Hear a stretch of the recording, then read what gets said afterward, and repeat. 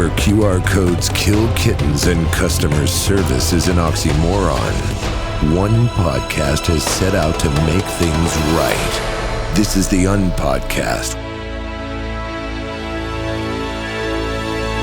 Or not.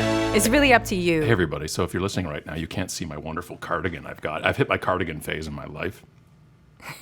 So All Saints had this awesome cardigan, and it's got He loves his cardigan. It's got like a skeleton on it, and like it's awesome. I dig it.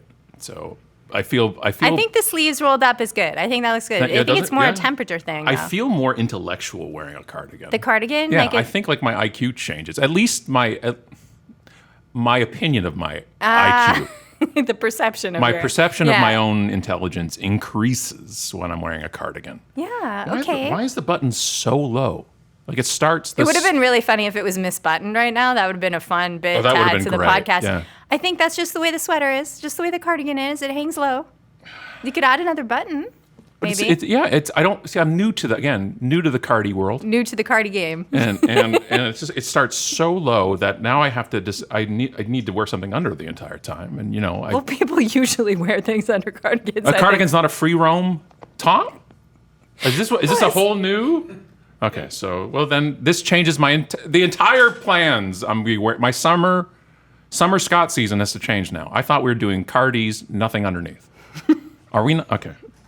I didn't know that was what we were rolling with. Maybe we could have a meeting after the podcast and discuss. We can revisit it. Cardigan summer has been postponed until we can chat about how this is all. How are you doing today, cardigan summer? I'm doing okay. You're okay? I'm doing all right, I think. I'm feeling it. There is right now a current, I feel a loss in the force. Okay. Steph is not here. Yes. Right now, but she's at something very important. She is at a very important event right now. This is no shot against any crew that is here currently right now. But things seem to be falling apart. Dave, we need to talk. No, this is just awesome. Love for Steph. It's always and she'll be joining us for the next episode, I believe, and which is awesome. But always all jokes aside. We dig our people and our crew and everybody in between and the 7 people who listen to our show that we talk about these ridiculous rantings of a daily basis. And I said, as we started this show 300 and something episodes ago, and I will insist until the day we stop doing it forever, we will never run out of content. No, this is true. When you talk about the ridiculousness of business and life on a show, it's unending. It keeps coming. And so I'm going to open up with one from 404media.co, which is AI company asks job applicants not to use AI in job applications. My favorite. Anthropic, the company that made one of the most popular AI writing assistants in the world, requires job applicants to agree that they won't use an AI assistant to help write their application. Wait a sec. So it's Anthropic is the company? Here it is. Yes, it's the actual one. By the way, we are part of the class action lawsuit against this establishment for our books. Quote, while we encourage people to use AI systems during their role to help them work faster and more effectively, please do not use AI assistants during the application process. We want to understand your personal interest in Anthropic without mediation through an AI system, and we also want to evaluate your non-AI assisted communication skills. Please indicate yes if you have read and agree. I would just get my bot to do that and click yes, by the way. Anthropic released Claude, an AI assistant that's especially good at conversational writing, in 2023. The question is in almost all of Anthropic's nearly 150 currently listed roles, but is not in some technical roles, like mobile product designer. The field was spotted by Simon Wilson, an open source developer. The question shows Anthropic trying to get around a problem it's helping create. People relying so heavily on AI assistants that they struggle to form opinions of their own. It's also a moot question, as Anthropic and its competitors have created AI models so indistinguishable from human speech as to be nearly undetectable. These AI models are also replacing the kind of roles Anthropic is hiring for, leaving people in communications and coding fields searching for employment. Last month, after Chinese AI company DeepSeek released a model so good it threw U.S. AI companies into a tailspin, Anthropic CEO Dario Amodei said that the race to make more, better, and faster AI models is existentially important. I disagree. Existentially. And last year, Anthropic's data scraper, which uses to feed its AI assistant models the kind of human-produced work the company requires its applicants to demonstrate, systematically ignored instructions to not scrape websites and hit some sites millions of times a day. Anthropic did not immediately respond to requests for comment, nor did their AI.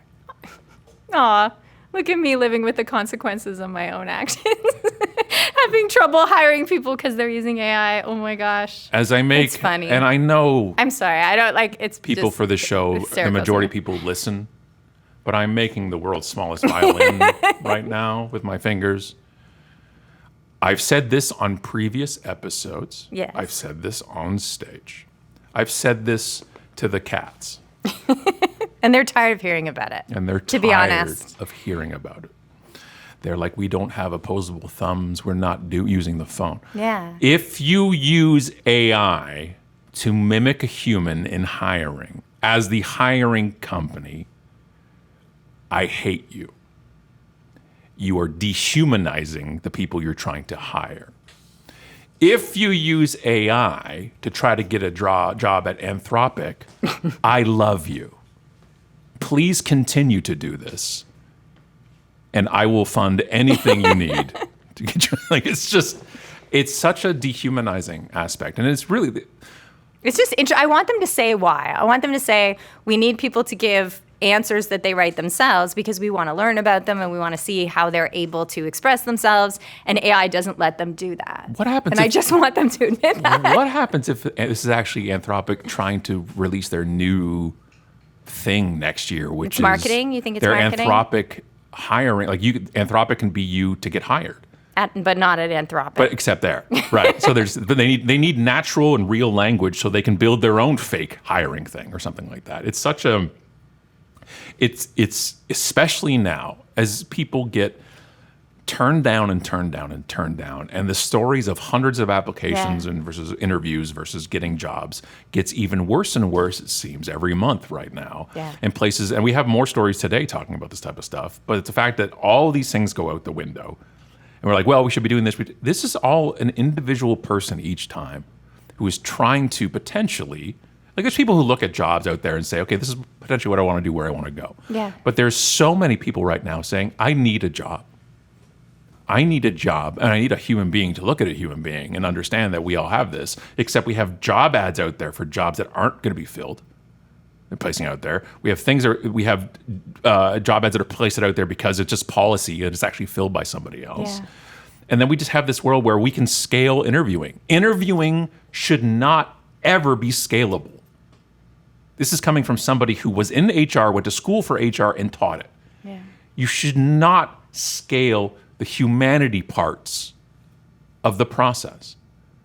The point of an interview isn't to gain their video clips of their answers. The skill of an interviewer in a job is to get the person relaxed enough to have actual conversations. That's the actual skill. If you're good at having a conversation with somebody, you get to chat and get to know them a bit. There's a lot of biases come in, everything else that you can deal with hiring. But the hiring part in the interviewing is the hiring. It's the talking, it's the conversations. And you decide to take part of that out because it's a lower part of the process, so you can call more people. Maybe it's the last 2 people I'll do it. No, the interview is also your pitch of the company to the person potentially working there. But when we have periods of higher unemployment and people get desperate of hundreds of interviews, we just think they're a cog in the wheel, when it's an individual each time we're talking to. And it just gets to it hurts my heart. Anyway, hurts my heart. It's definitely something that people are struggling with. And even before the hiring process, this research is from SciPost.org, and it's an article talking about some research that was done in a computer science program. And so this is a new study that was found that university students in a programming course who used artificial intelligence chatbots more frequently tended to have lower academic scores. So the research was published in Computers and Human Behavior Reports, and it was a detailed look at how students engage with these tools and suggest a complex relationship between their use and learning outcomes. So despite their growing use, there is little agreement on how students are actually incorporating the tools. So they wanted to measure how are students actually using AI and what are the experiences with the tools. So their investigation was on 231 students enrolled in an object-oriented programming. So this is even inside tech, inside computer coordinating. The course was mandatory, but the survey was voluntary. And it says the analysis of the survey data produced a comprehensive picture of student behavior. A large majority of students, nearly 80%, reported having an AI assistant at least once for the course. However, usage patterns were varied, and it showed that the outcomes weren't necessarily positive, that among the students who used the chatbots, they were mostly asking for help at programming tasks, but it interfered with their ability to learn those programming tasks. And so they were finding that although they were students who expressed frustrations in the learning were more likely to turn to the chatbots. And so they were talking about ways to have students engaged in questions and working through problems that weren't relying on it, because they were finding that that they just weren't having the academic outcomes. Like they weren't better at the skill after. They were basically using the chatbots in a time of frustration instead of working through or going to other sources, other resources to help them through those times of frustration. So it was really, really interesting, and basically showing that it didn't help with learning in the computer field, that the AI within the learning was interfering with the learning process. It's such an impact, and we've circled this before about the very interesting part, even just on a student level, when it comes to just note-taking, that the fact that the highest level of retention for note-taking, so I don't have the study on hand here, but it is a very famous study, that note-taking by hand, so writing by pen or pencil, or writing instrument by hand onto paper, was the top retention you'd get, because you're processing the information. You've got to process it to yourself so you can write it in your own words, which is you're processing through everything. The second level, which was less, was typing it. There's still the good serious retention to it. And then it just fell. And it falls right off. And then something like Otter.ai or something where it's a meeting note taker or a class note taker, the retention was next to nothing. And the note taker doesn't always capture the ideas depending on what you're listening to. So you can end up with notes that don't really say what you needed them to say. I think it's interesting thinking about it with the last article too. Like, what aren't you learning, right? And in the interview, you're kind of missing the opportunity to learn what you really need to know. Even Anthropic is saying, like, we need to know information that you using AI gets in the way of us learning about you, right? And so it is that sort of like service that learns for you, service that does these things for you, but then it doesn't actually transmit the understanding to you. And so it's interesting how in both cases, hurting the workforce, hurting hiring, and then in education, hurting people's opportunities to be hired. So it is all really kind of conflating, right, around the workplace and people's experiences there. To an incredibly high level. Like, there's a point there out of Australia, there was some research that, like, this is the first, like, the younger generation right now is the first generation in history to have a lower cognitive level than the previous. Ever. Because of AI, because of phones, because of the attention, because of how much where it comes to, and it's a really. I think it's happening to all of us, though. I don't think. But the problem is that we got to be able to develop, right? The first 20 something years before we had even internet or anything else too, and phones and smartphones, and that dopamine that we get right away. Fascinating stuff right now. And let's keep on the pylon at AI. Why don't we? This is from the stateofbrand.com. It says 80% of companies cut jobs for AI. It didn't improve their returns. State of brand. Not even a little. And by the way, the visual on the screen is SOB for state of brand, obviously. It says Gartner just dropped the most important data point in the AI and jobs debate. The finding cutting people doesn't correlate with better financial performance. On Monday, Gartner released findings from a survey of 350 global business executives at companies with at least $1 billion in annual revenue. All of them were already piloting or deploying autonomous business capabilities, including AI agents, intelligent automation, robotic process automation, and digital twins. I don't even know what that is. These are not companies kicking the tires. These are large enterprises well into deployment. 80% of those organizations reported workforce reductions tied to their AI initiatives. Some cut headcount by as much as 20%. And the companies that cut the most showed nearly identical financial returns to the companies that cut the least. In several cases, the ones that cut less performed better. No correlation between AI-driven layoffs and improved ROI at all. Helen Poitevin, distinguished VP analyst at Gartner. How do you become a distinguished VP? I've never heard that before. That's amazing. Was direct. Quote, many CEOs turn to layoffs to demonstrate quick AI returns. However, this disposition is misplaced. Workforce reductions may create budget room, but they do not create return. I'm going to read that quote again. Many CEOs turn to layoffs to demonstrate quick AI returns. However, this disposition is misplaced. Workforce reductions may create budget room, but they do not create return. To the camera. Did you hear that? This is what you do. Oh, we're going to save it, so we're cutting ahead of time. And then you cut it, and you're just like, oh. There was a crazy stat I read, I think it was on Reddit this morning, about like a particular company making so many millions of dollars on AI and it costing them twice as much to make that money. Well, because now the token cost has gone up. So it's like every time you run, everybody's just like, stop doing all of the things. Stop doing all of the things. It's almost amazing that this is exactly how it was supposed to happen. This is exactly how it was going to go. Which is, you have no idea what you're doing. I'm going to go back like 200 episodes to see the first time we talked about it and see what we said. It just kills me. It just kills me. Anyways, what do you got there? Well, speaking of the state of brands, so this is an article from, I don't know how to say it exactly, DNI, DNews? Yeah, not sure. It kind of looks like DNews. Yeah, let's go with DNews. Yeah. Kevin O'Leary slams people who want work-life balance. I hope they work for my competitors.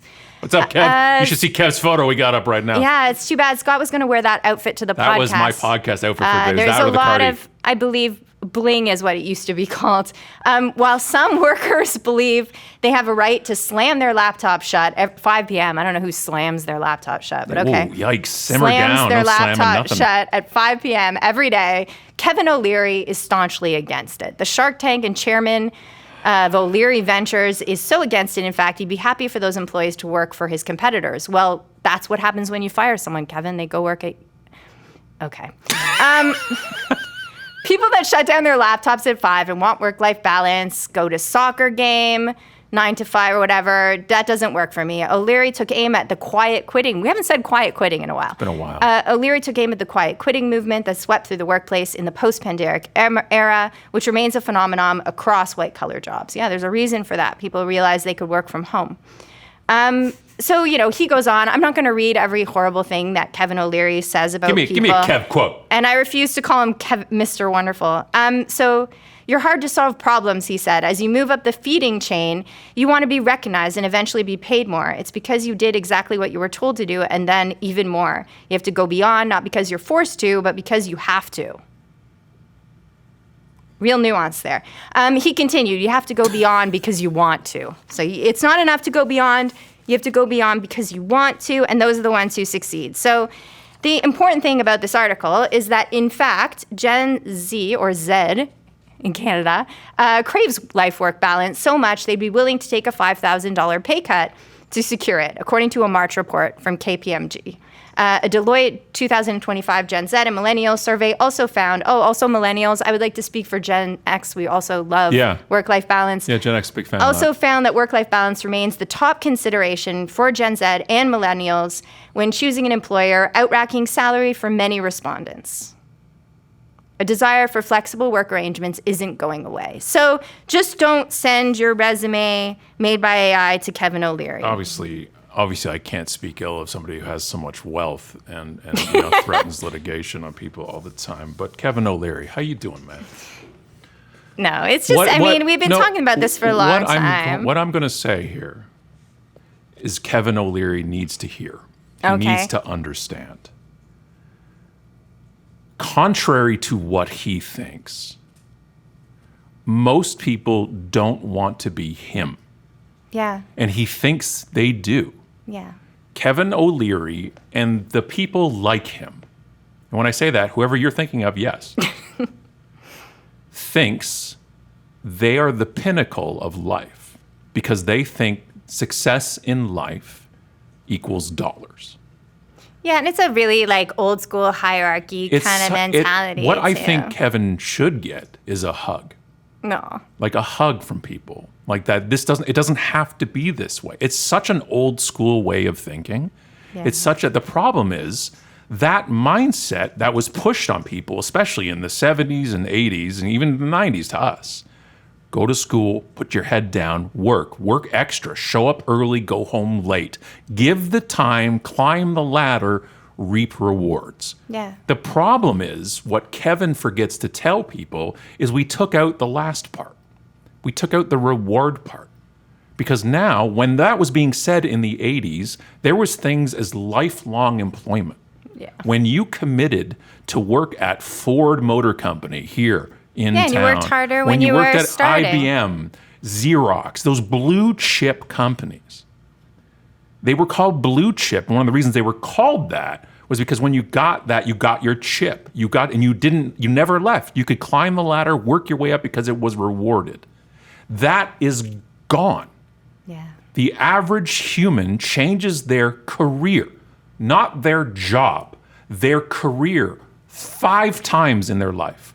I mean, entire field change because they can't have. I'm trying to count. But do you see what I mean? So we keep preaching this. You 60 hours a week, 70 hours a week. You need to be doing this. You got to break your back to climb the ladder, and maybe we'll let you up a rung or two sometimes. It's gone. To the point that when people turn around, Gen Z or millennials or Gen X turn around and say, but why? Yeah. What's the point now? Because the golden egg is not there anymore. We looked at some interesting research when we wrote on leadership. I don't have it off the top of my head, but when we wrote on leadership, that looked at these different also ways of thinking about work and thinking about advancements and raises that aren't necessarily the way that they used to be. Not everybody wants maybe to earn more money for their job, but they don't not necessarily want to be a manager, right? We tend to get people to do a job, and then when they get their raise or whatever the advancement is, they're in charge of people, right? They're managers. Not everybody wants to be a manager. There should be other ways of quote unquote advancing in a company that work for the people. Not everybody wants the same kind of reward. Some people want the pay cut to be able to work more flexibly. Right. All of this is part of a modern way of understanding, an emerging way of understanding the workplace and the way people like to work. And this is so stuck in the past that it ignores all of that research and all of those practices that people today in the workplace are looking for. But working to try to get a promotion is always benefits the company. Always. Yeah. Right? Because you don't ever have to get it. Yeah. You don't have to be given it, but you get the work because of it. You get the productivity because of it. And that trust is eroding in terms of whether 100%. that promotion will be there. Yeah, 100%. I dislike work being called a feeding line as well. I find that quite offensive. Yeah, but that's good. Yeah. And that's where we have to the point of saying, look, just because, look, you can work your way. Cool, no problem. But when you turn around and say, well, because my competitors are, but the problem is, Kevin O'Leary's competitors are just other money people. So it's a more money person versus another more money person, and that's how they judge themselves. And it's a fascinating thing to me that simply states that if you even think of other human beings, you're weak. I think also it's very important for like small business owners. We have a lot of like entrepreneurs and people who listen to the show who have several people on their team or are just getting started on growing that team. And you don't have to rely on that vision of success. You don't have to rely on that vision of the way to organize your company. There's all kinds of different ways. But also, love, as somebody who has built like a product company too, you put in time. You don't even look at the clock. You're putting in whatever time you're putting in for you. I mean more when you manage other people. That's what I'm saying. So when you're setting up your team and you're a leader and you're managing other people as an entrepreneur, it's not necessarily always, like you said, about what necessarily your personality is. That's exactly but as an entrepreneur who manages other people, you have to think about that because very similar, it's the output, right? What is going to work for your people? What's going to get the best work done? And research didn't show that work suffered while people were working flexibly. Research showed work was improved. fine. You know, even improved. That's it. So it falls apart. So small business owners, don't look to those particular views of how to do it. There's lots of ways. That's exactly. Yep. I'm done today. We were so serious today. Very I feel serious. like this is like almost like a real podcast about business today. Except the opening and the closing. But the middle. I mean, I said almost. Right. The middle, though. I feel like we killed the middle. But this closing is terrible. It's not professional at all. Should we high five and call it a day? Bye, guys. Have a great week. Talk soon. But Wayne, the music should have hit when we high-fived. Because we finished too early. Like immediately threw it at him. Be sure to subscribe to the podcast on iTunes and visit theunpodcast.com. And remember, friends don't let friends use QR codes.